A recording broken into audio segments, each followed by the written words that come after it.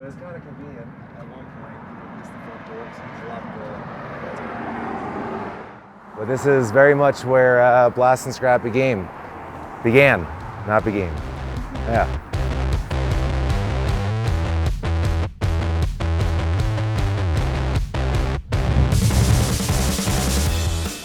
DIY music venues have been vital throughout the history of music. DIY venues breed creative people who are looking for a place to share their art. I sat down with Michael Gormley, the founder of Blast and Scraps, a donation-based DIY punk rock ethos music venue. Hi, my name is Michael Gormley, commonly known as Blasty. When I was like 7 years old, I was the new kid, kind of just reverted to music as my companion. I started my first band when I was 15, called Eastern Lights out of New Jersey. When Michael lived in New York, he'd wear capes around music shows and even got other people to wear them, as one does. When he moved to Fort Collins, Michael combined this idea with his passion of helping people, and thus Cape Pals was born. I decided I was going to start doing kind of children's entertainment, try to do it for a good cause. At that point, my mechanic's daughter was diagnosed with leukemia. So I figured I'd do a cape making party. Michael was looking for a place to hold Cape Pals events when he stumbled upon Who Gives a Scrap. This is kind of where we started making capes with kids, repurposed materials, raise money, and then went over to Gormley. He then realized this space could also serve as a music venue. And I pitched them this is a DIY punk rock ethos, all ages music venue, suggested donation, and I bet you I can get the bands to come here at 5, and we'll move the art racks from the back of the place into the front of the place.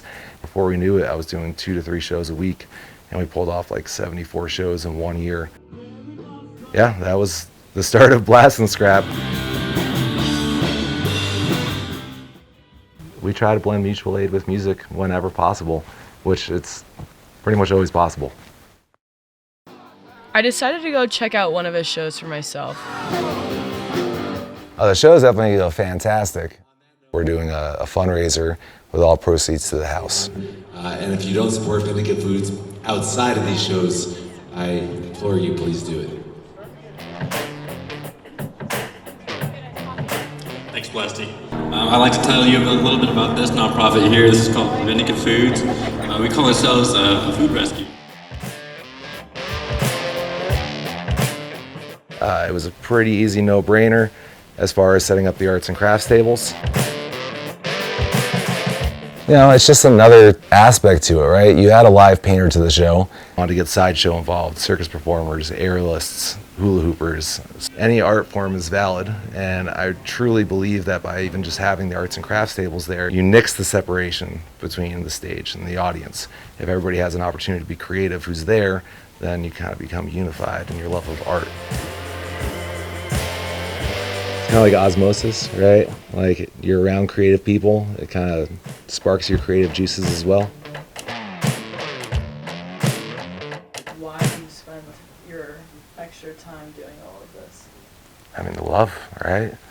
I needed music when I had nothing.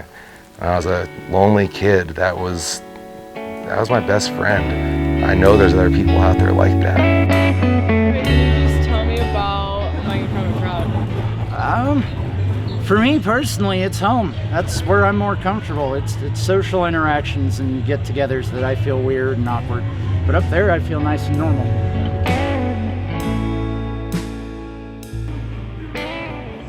I wanted to do one thing good, and I did the nicest thing I've ever done for a stranger in my life. And that day, I pretty much got the keys to a building to put on nonprofit sponsored, all ages, donation-based shows. And I wasn't going to let that go.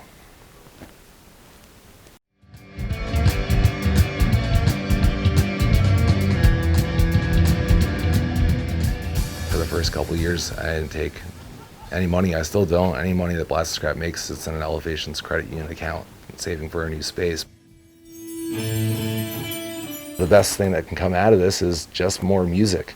If music's only subjugated to bars, we're going to be stuck with dad rock, and that's going to be boring. Working with the youth is definitely the most important part, because how else are we going to progress musically?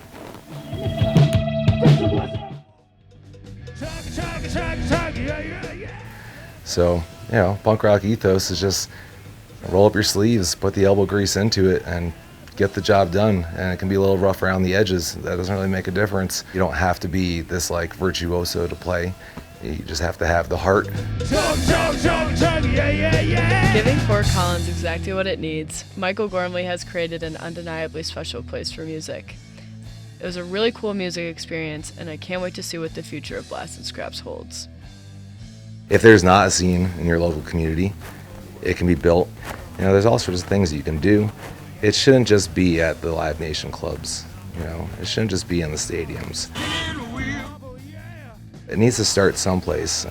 And we were successful. $409 accomplished for Vindicate Foods. And it does start with you. I've been directing right at the camera. Is that wrong? Oh no, really?